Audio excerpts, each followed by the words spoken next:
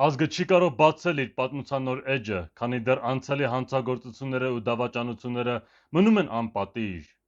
Յուրաքանչյուր անպատիժ անարդարություն դառնում է ապագա կոռուպցիայի ու վճռագործության սերմ, իսկ յուրաքանչյուր դավաճանություն, որ ներվում է առանց պատժի, դատապարտված է անընդհատ կրկնվել։ Եթե մի ժողովուրդ իսկապես ուզում է վերածնվել, պետք է նախ մաքրի ինքն իրեն։ Նրանք, ովքեր խաբել ու կողոպտել են մեր ժողովրդին և վաճառել են մեր հայրենիքը, ինչպես նաև թշնամիները, ովքեր մեզ դաժանորեն կոտորել են, պետք է պատասխան տան։ Սա վրեժխնդրություն չէ, սա արդարության կանչն է։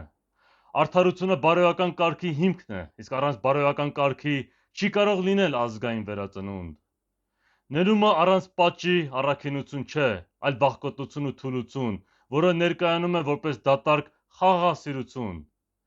Որպեսզի առաջ շարժվենք, մեր ազգը պետք է ապացույցի ինքն իրեն և ողջ աշխարհին, որ պատիվը, ճշմարտությունը ու արդարությունը մեզ համար դեռ վեհ արժեքներ են։